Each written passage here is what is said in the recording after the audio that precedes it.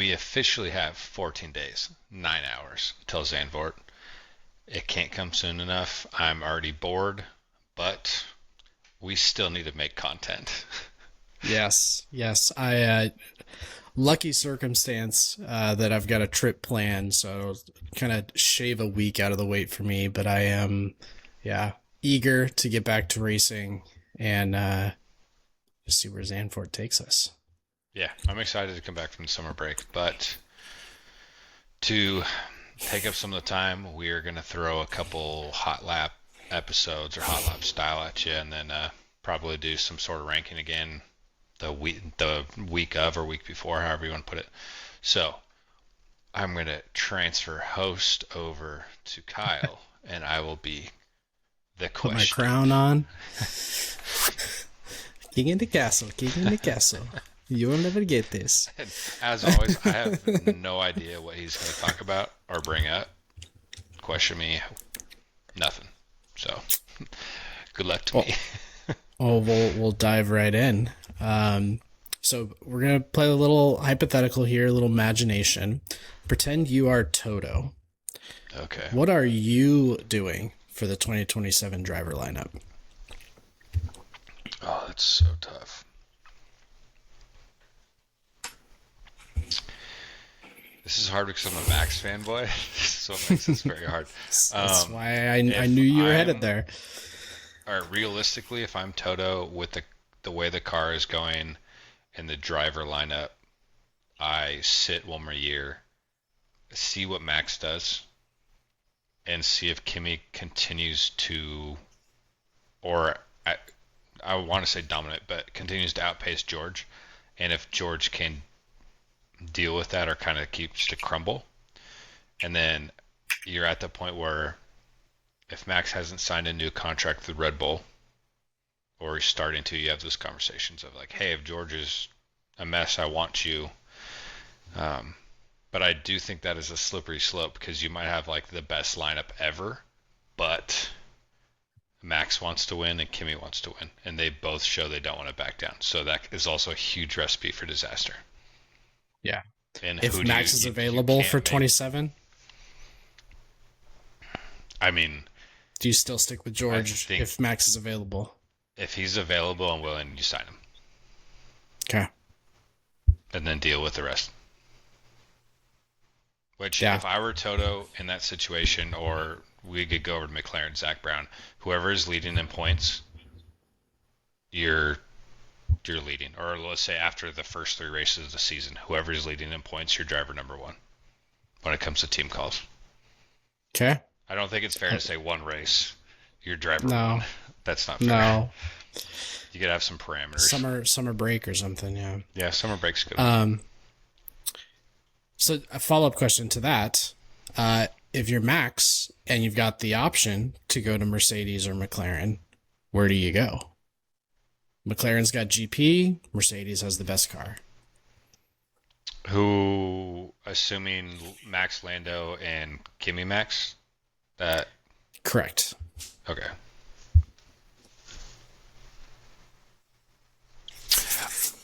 Personally, I think if I were Max, I'd go to McLaren. You have your race engineer. This is no shot at Lando because I do like Lando. I think he would feel more secure with Lando being a teammate than Kimi. Kimi's like a wild card. Like, who knows how good he actually is going to be. Mm-hmm. And McLaren have proven that when it comes to upgrades, they can keep up or catch up. I think that's is fair. good. I also think if I put myself in Max's shoes, I'm not afraid of Kimi. Even if Kimi has that talent, I think Max probably feels that he's capable of keeping up with him. So I don't know if that would weigh so 100%. strongly with him, but yeah. Okay. I don't know. Well, That's a toughie. I tend to agree with your picks there. I think I would do the same thing if I was Toto or Max. So, okay. This one's maybe a little bit of a gamble or forecasting. Who's going to retire first, Alonso or Hamilton? Hamilton. What do you I think think? Alonso just signed a new contract. Did they just sign one? Or no, he I think it's he's no, it's last I saw he depending was. on the engine upgrade. He wants a new. It's like 2 years, 40 mil, Oh, okay. which would make him the That, third highest paid driver on the grid, which is nuts. I Stroll's mean, got the money. It doesn't matter. yeah, I don't. Yeah, that's crazy. I That's hard. I'm a gut feelings Hamilton. I agree with you on gut take, um, but I think Alonso probably has a different perspective on this than I do. Like if I put myself in his shoes and I look at where this Aston team is, especially if I was making this decision before the last race in Hungary with the upgrades and the performance change, I got like 1 foot out the door. I'm like, you got to make the car better or I'm out. Right. 100%. But he seems to be real patient. He seems to be happy in his position for some reason and has faith that they're going to turn it around. So, yeah, I agree. I think Hamilton is going to make one or two more attempts at that eighth or ninth, depending on your perspective, championship. And then he'll probably call it.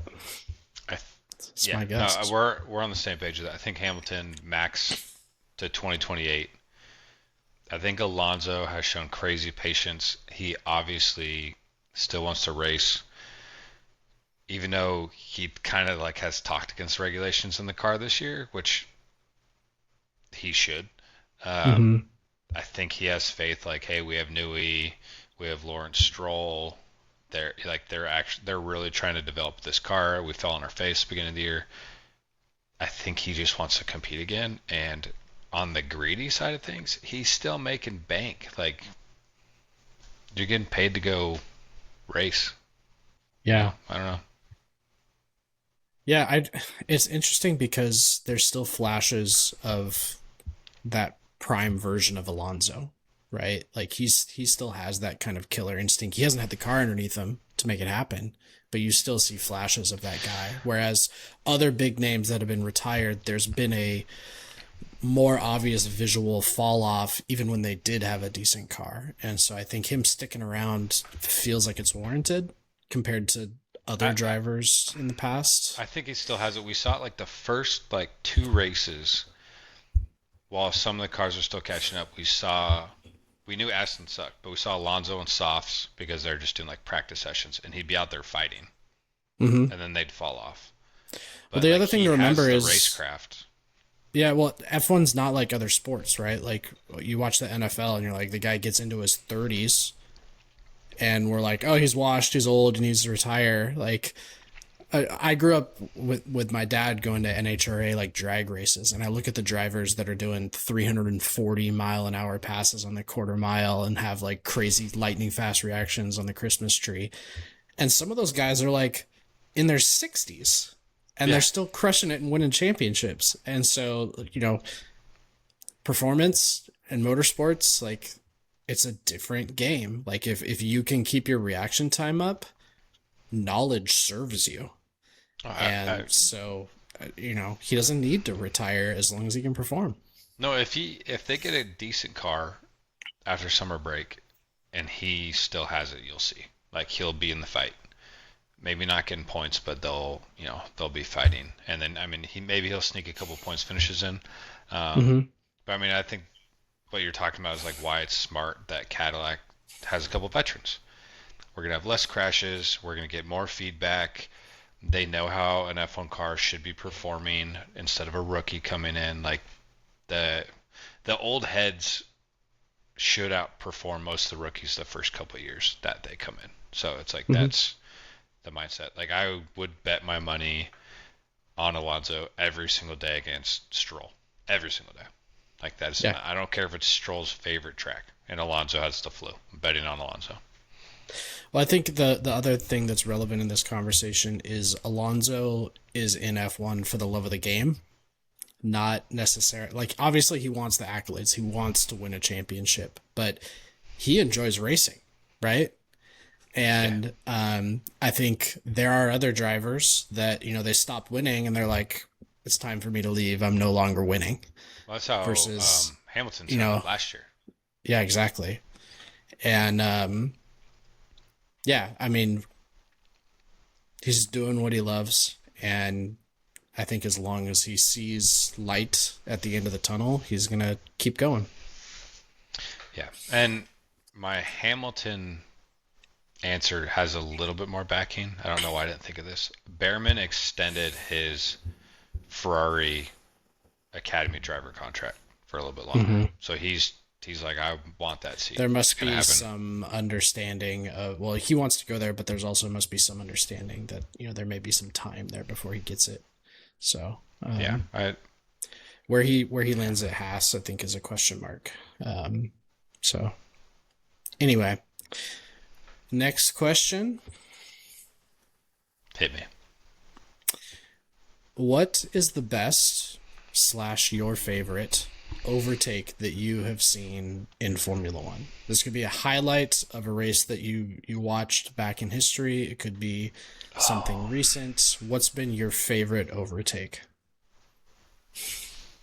Not my favorite, but we have to bring up Through Goes Hamilton because that one's legendary, and that's Yes, it mostly because is. of commentary.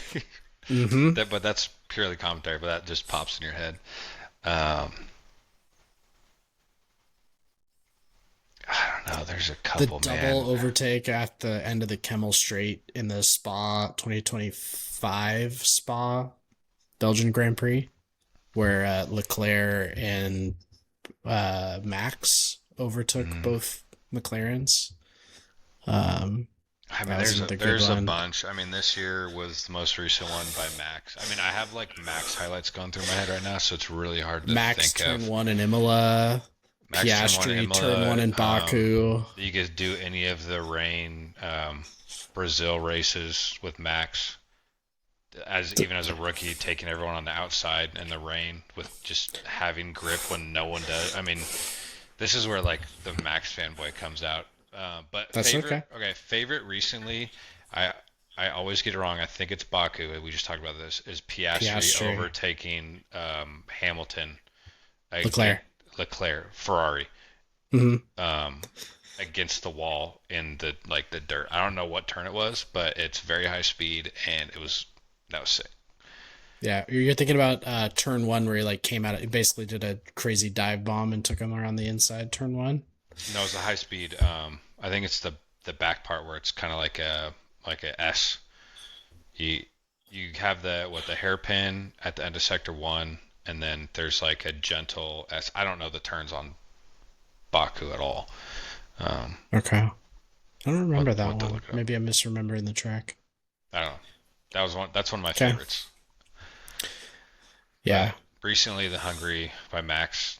That was Ricardo esque. Yeah. But um, I'm trying to. It's funny that we're like, those dive bomb overtakes, Ricardo esque moves, but then we don't say Ricardo is our favorite Ricardo. overtake. like, It's not like Kobe. It's like Kobe. yeah, It's Ricardo. he just needs Um, one fewer syllable in his name, and then you got it. I think Danny Rick. I mean, I wish I had better memory of like what races, what year, a lot of these were. But I I do. I just have highlight reels going in my brain right now. I would say the Alonso overtake in 130R in Japan, and I was more so his quote after the fact than the overtake itself, Oh, where he was I like, knew "I he knew was he gonna was going to break lift because because he he has has a kids. family." that is a good one. That is a really good um, one. yeah, I mean, there's all Shoot. kinds of iconic overtakes throughout history. I think about Prost Senna battles and those kinds of things, but that was really like before my time, so it's a lot of like highlight reels. I would say Max at Imola is up there for me. Um, Super fanboy, but when Lando took the lead in Zandvoort, when it still looked like he had a shot at the championship in 2024, Yeah. that was personally exciting. Not Oh, necessarily the most uh, flashy overtake. last year, Silverstone, Max fighting both McLarens. What's the last corner called again? Or not the last corner, before the Are chicane. you Before Stowe? the pit. Yeah, Stowe. Stowe. Him passing probably Lando and then getting chased down by him and Piastri was epic. You have this sweet camera angle of the Red Bull tractor overtaking and then getting chased by the two McLarens. One of my favorites. I need The last 2 years were epic. however you look We at need it. one of So those iconic overtakes to happen when they're doing the new like drone sweepy camera shot that's new for this year. Like they had it at absolutely, Austria. That would go hard. That would be yeah. sick. It might it'll happen. They've been using it every race, so Yeah. I think they need to. This is no shot at the drone operator, but I think they need to really figure out exactly how they want to approach that. Yeah. Okay, next one. Another hypothetical here. One team needs to leave F1. Who do you pick? Oh my gosh. Currently Aston, but That's not my pick. that wouldn't be my pick. I'm just that one's a joke.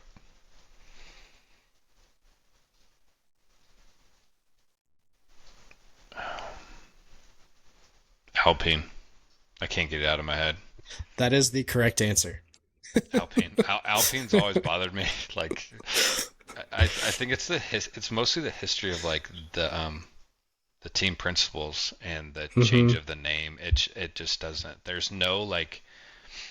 It doesn't feel like there's a legacy there.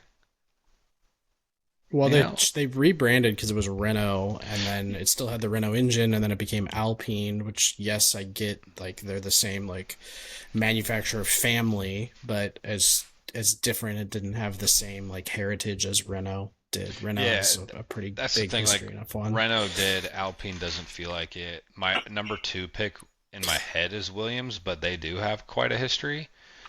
Yeah, I So it's think hard to Williams say leave, but it's one of those teams where you're Williams has like, got to stay.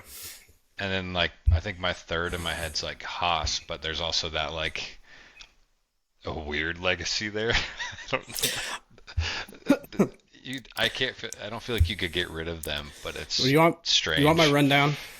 You want my Okay, rundown? send it. It'll probably be very You similar to mine. you can't get rid of any of the engine suppliers. So Merc, Ferrari, Red Bull, Cadillac, Audi, I guess. Like Cadillac's going to have their own engine next year, I think. So keep them. Haas, I always love rooting for the underdogs. And so I want Haas in the sport just so that I have someone to, hope for. McLaren is my team, so they got to stay in it. I would love to see them become their own engine supplier. There's been little rumors of that here and there based on their experience with the Mercedes power engine and power unit and reliability this year. So that would be really cool to see. Um, and so then, who do you have left? You have Williams. I think that's a no because of the heritage. I think it's a little bit sad that the mom and pop ownership of the team has gone away, and it's now a VC group who's come in to buy out the team. So, and I hope it stays Williams. I think if they try to rebrand that team, no, right? Mm. I hate that. Um, and then so who do we have left? Aston. They're kind of a fun, dynamic team. So it's got to be Alpine for me. I think if they went back to the Renault branding and they actually had a Renault engine still, I think it would change my answer. But to change the name of the 100%. team to Alpine and then move to a Mercedes power unit, at that point you're just another customer team in the field and whatever. There's rumors they're going to sell the team anyway, but I don't know. Maybe that's changed with Flavio at the helm now. Yeah, it'd be. I mean, this is crazy talk right now, but it'd be so cool if every team on the grid was a different engine supplier. Like we had a truly, Mm-hmm. 20 what? Sorry, 11 different engine suppliers currently. I almost said 22. And I'm like, You that's how get many cars we Ford have. in there officially. You get Porsche in there officially. I Like think that as could far be as I real know, fun. Porsche and Lamborghini are like no. Yeah, they're not interested. It'll be interesting to see how Audi climbs the ranks with their new PU as a team. So They don't look yeah, terrible. They look good.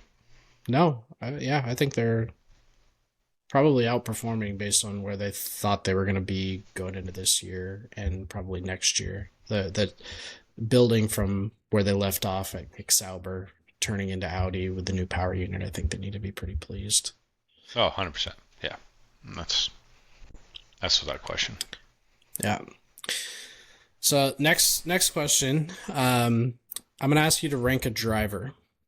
And the rules of the game here, we're going to start the clock at 2010 until now. So 2010 to today, any driver that has raced in Formula One, and I'll help you by giving a list, based on career accomplishments, where does Lando Norris fit in the rank?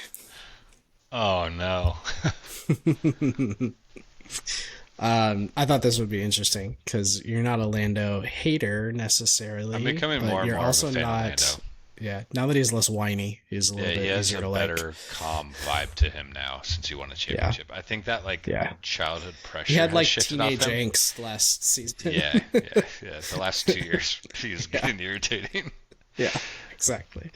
Okay, so the big names to factor in here, we've got Lewis Hamilton, obviously 7-time world champion. Sebastian Vettel, 4-time world champion, 53 wins. Max, 4-time champion, arguably the most dominant peak. Alonso, 2-time world champion, 32 wins. Button, 1-time world champion winner, 15 wins. Rosberg, 1-time champion, 23 wins. Kimi Räikkönen, 1-time world champion, 21 wins. Felipe Massa, championship runner-up by 1 point, 11 wins. Bottas, 10 wins, no driver championship. Weber, 9 wins, multiple contention, but no driver championship. And then you get to like Ricardo, Perez, Leclerc, Sainz, Russell, so on and so forth. Do I get the stats of how many wins Lando has?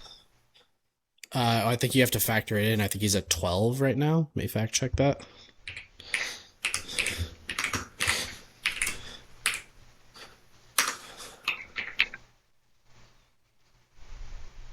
Yeah, 12.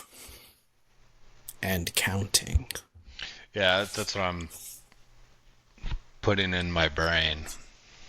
But I'm not asking you to like forecast where Lando's going to wind up all time. I'm saying where does he slot in today based on all of these drivers and what they've done as of today.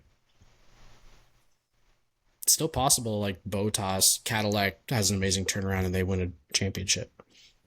I don't think Bottas is going to win a championship. I'm just saying, you don't might know. Help them get started, but I don't. I mean, you're right. It could, but the way these regs are going so far, I don't. Like, I could see them being competitive by the end of them, but I don't think they're going to be a top 4 team. Yeah.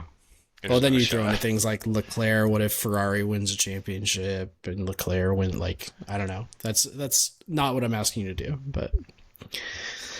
Let's see. Hamilton, Max, Vettel. I think I know where I would put him. Just list the names you had really quick again. My brain has too much info. Yeah. Hamilton, Vettel, Verstappen, Alonso, Button, Rosberg, Raikkonen, Massa. We're good. But I'd put him behind Alonso. Behind Alonso. So ahead of Button and Rosberg. Yes. So like 5th. Okay. And yes, my brain is calculated in future accomplishments, but I think with how old he is and the pace he shows and his new maturity, now that I think that championship really just kind of like locked him in more, I think that's where I'd put him. Like some of those guys have more race wins than him, but I think where his capability on McLaren, I think I'd give him another 10 to a dozen wins in his career. Probably another couple, not going to say dominant championships, but shots at a championship. You know, like I think he's going to have some shots. So I think that's a fair ranking. And I think if he gets a second championship and stays dominant, I think obviously then you're looking at Alonso. And then after that, Vettel, Hamilton, and Max is a pretty tall order. Yeah. I'm a little bit surprised by your answer, pleasantly. as a Lando fan, pleasantly surprised. I think I would have him around that same slot, probably fifth or sixth. So, in no particular order, I would say Hamilton, Vettel, Max, Alonso, all above, right? And so then that means 5 and 6 are the next opportunities, and the one that has me questioning is where does Lando stack up career wise with Kimi Räikkönen? Because that was a Kimi is hard a one. pretty good driver too. But then I also look at Lando and I think about back in the years when McLaren wasn't really all that competitive, but Lando was doing decent. Like he has consistently been able to put it in the points. Yeah, I mean he had like a few P3s and he almost won that race in Monza when Ricciardo won it for McLaren. So yeah, I guess if I was forced to answer, I would put him fifth since 2010. Right with you, right behind whoever's fourth. I guess it would have to be Alonso based on championships. So yeah, once you get past the like championship number, it's almost not fair to put anyone above that. But Max and Hamilton are a very tall order to surpass. Yeah. I mean, Vettel is too, but so here's an opportunity for a hot take for you. All time current accomplishments, Max or Lewis? Max, no hesitation. Even with the number of championships Lewis has had. Look at the statistics; it's unreal. I mean, 100 plus wins for Lewis. Like, just look at like quantity of race. I'm big on the statistics. So if you want to look at overall accomplishments, sure, give Hamilton, his roses. He's got the championships. When you look at dominance, Max. And I think you could say that like he had one of the most dominant cars, but I think if you take him, put them both in their like crappier versions of their cars, I think Max is way more lethal. That's where I agree with you. I think when you look at the number of championships, the number of wins, and the amount of records that Lewis has, of course the easy answer is Lewis is the better driver because of his accomplishments. But then when you zoom out and you look at the context of that Mercedes advantage that they had from 2016 until 2020, really, 2019 really, because 2020 was fairly competitive. Absolutely hands down the best car, and Lewis was the arguably best driver on that team. Car ever made. I mean, right. So of course he was going to have all of these numbers, and then like you said, when you take him out of that and you put him in a car that's not as good, not as competitive, for example, Lewis at Ferrari last year. For example, Red Bull's fall off, yet Max's ability to close and fight for the championship last year, drag a shitbox across the finish line, and still close a 104-point championship still gap. Have more race wins than the McLarens last year, which makes no sense. Yeah. So, I think we're agreeing. I think Max over Lewis, and then I think just after that, you got to default to Vettel Alonso. So... yeah, and they're definitely in the range that we're in, for sure. I think people might light some fires after that segment. So we got Max, Lewis, Vettel, Alonso, it's a Lando is where we're landing. Yeah, well, yeah, the Lando comment is tough, but I think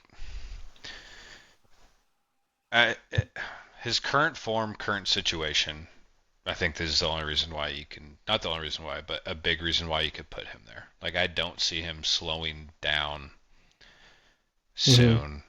I think they're going to be very competitive for years to come. He's very backed by that team. Like, he doesn't quite have Max style backing at McLaren, but he does. Like, Red Bull's like, we're building a car for Max. McLaren's like, we're building a really fast car. Zach Brown's like, Lando's my child. It's a little different, but exactly. Yeah. Yeah. I think the other question that some people might have here is why have we excluded people pre 2010? And I think I'll refer back to comments I've had in past videos where I'm of the opinion of like the greatest of all time GOAT discussion in all sports, by the way, is really dependent on eras. Like the whole argument about like, are you Michael Jordan or LeBron GOAT person? I think they're both the greatest of their eras, and the sport has changed so much that it's very difficult to compare them. So, who's to say? Unless you can somehow go in a time machine and get both players at their primes to play one another, I think you have to say the same thing about Formula One. Unless you can go and take Ayrton Senna in the late 80s early 90s and throw him in that 2025 ground effect car compared to Max, even that doesn't make sense. He's going to have the experience. So I think it's impossible to play that hypothetical GOAT conversation. So you got to compare like for like. That's why I've always liked, I mean, championships is a big thing, but that's why I like the numbers. Like, how often do you win? Like, sure, maybe you don't have as many championships, but if you're winning,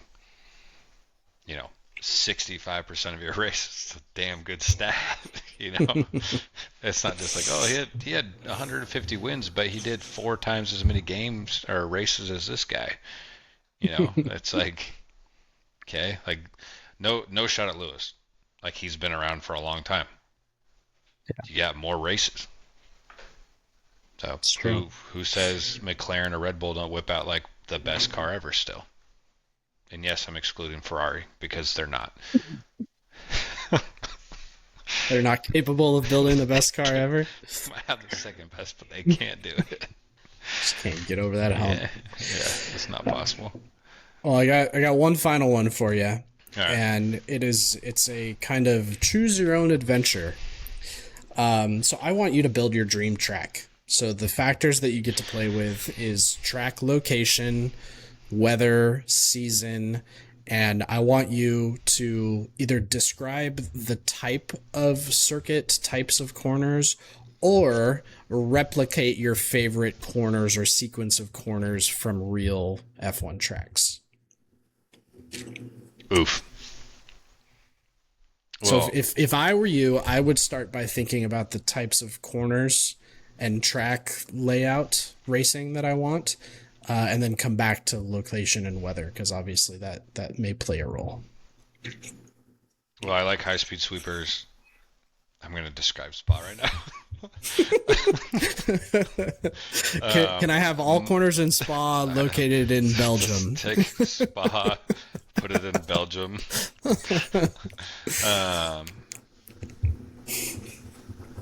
High-speed sweepers mostly, longer track. You got to have, this is literally Spa, this is so annoying. I'm not even trying to do this right now. I think every track needs a technical bit, whether that's a hairpin or a couple sharper corners, kind of like Austin has, like you get into a couple little technical corners, and then you're talking about like Sector 2 after that back straight. The end Austin. Of Sector 2, yeah. So like end of Sector 2 in Austin, technical wise, high speed sweepers from whatever track you want to take it from, doesn't really matter to me. I'm a big spring fall person.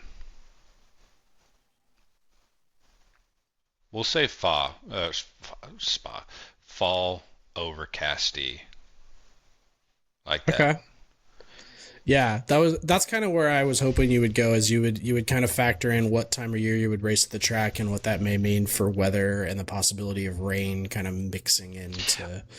We all, anyone that has watched knows that I like a little bit of the weather spice for strategy. So let's put it in. I mean, spring you get showers, but I guess depends. But fall, not a crazy chance of rain, but let's say like 25 to 35%, give or take. Mm-hmm. And without physically drawing a track, that sounds pretty good. What am I missing? What other like famous corners or fun sections of tracks would you try to incorporate? I gotta go through them. I've got a few that I can throw at you that I would pick in mine. All right, throw a couple at me. So I think about the final chicane in Canada, Montreal, kind of the high speed chicane, or wall of champions, or kind of the pool section at Monaco, kind of that Pool high section speed, of quick left Monaco, I right. like. I don't like the end of Canada. I do like. We just simmed this. Canada was at turn 1, 2, 3, 4, and 5. The Yep, like different chicane. I the love that blind, section. flat out It's right hander. sketchy. We did it the other day outside of the F1 game, and it is way scarier without any type of corner line Driving or line or anything. assist. And Yeah, it's fun. But if for anyone doesn't know, fairly high speed chicane into another one, into not quite a hairpin, but like a tighter chicane. tighter S. Yeah. Yeah, like a tighter S. So I love So that that section. Something that like that one's for. up there. Man, what other? I like the turn 1 in Austria. Big fan. Turn one or turn two at the top of the hill after the straight, after the DRS straight going up the No, hill. DR straight. No, turn 1, like immediately after this. So once you Oh, okay. Yeah, go turn down the one. straight, that like high speed feels like a 90, but it's not really. Yeah. I like it because you can't really see when you're taking it. Like it's a commit. You just turn. want high speed blind corners.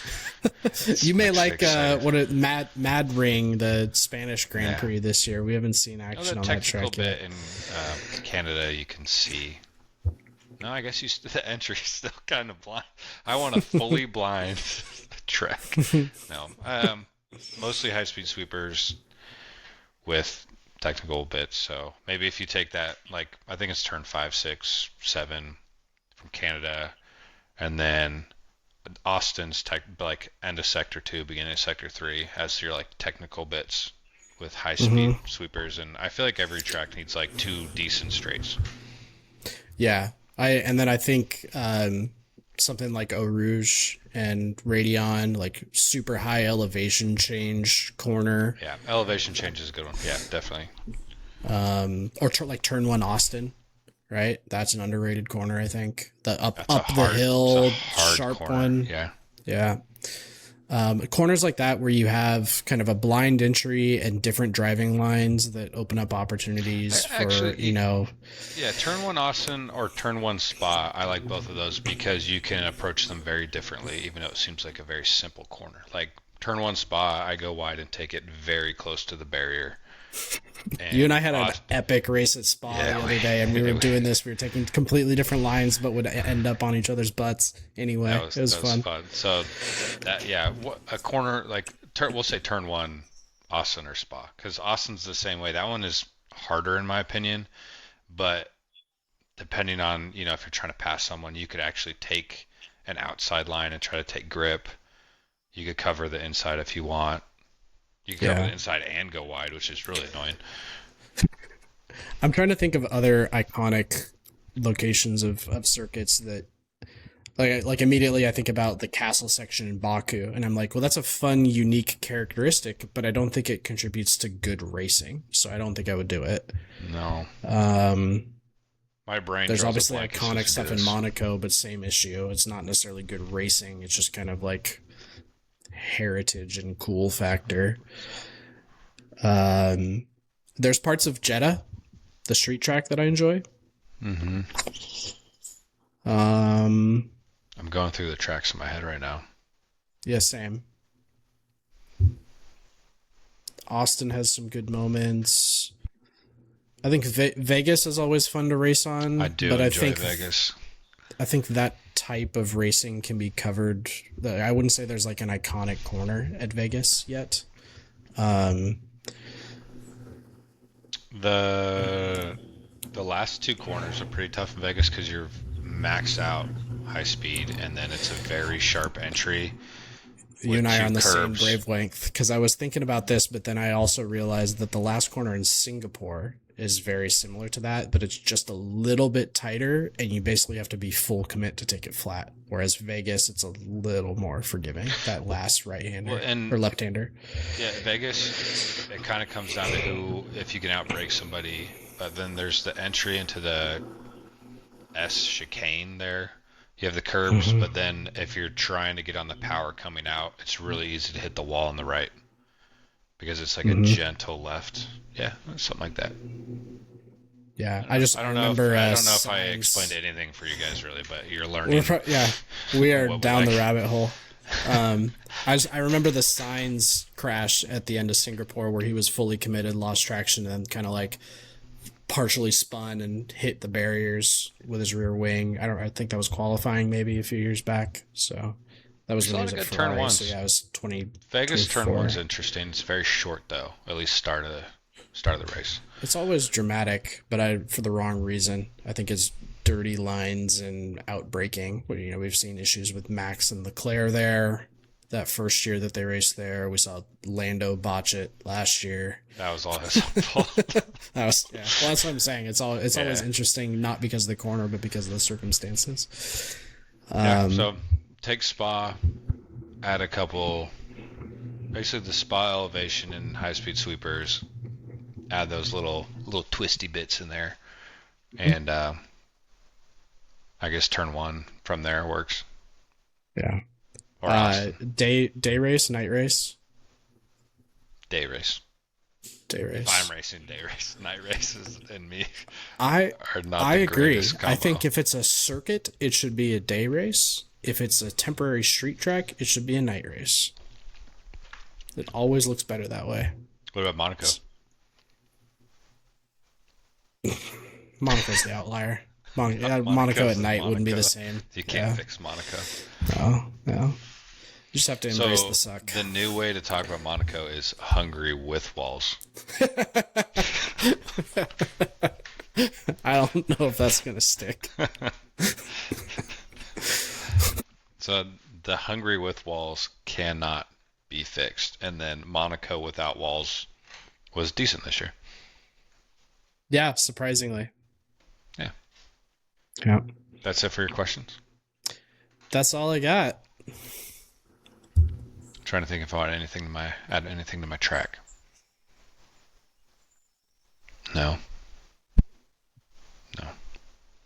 Decent runoffs so that people could actually battle. I feel like when you don't have a lot But with border- gravel traps, so that we Gravel don't trap. have the shenanigans of track limits. Yeah, gravel chaps, lots of space. You get walls and runoffs. People do stupid-ish. I'd rather have them fight, and if you frick up, you're in the gravel, and sucks us up. Yeah. That way Lance Stroll has somewhere to park. A side note, you have Lance Stroll parked in the gravel, and you have Piastri at his home race trying to get off the grass for like 5 minutes and gets off and still finishes Some decent. wet grass, some gravel traps. Yeah. Whatever that stuff was that we tried on that custom-made track. The grass. Some oil slicks. Oil Yeah. slick sections. All right, before we go down that, that's all we got. Thank you for joining us. We will be doing this flopped around here very soon. Thank you. Bye.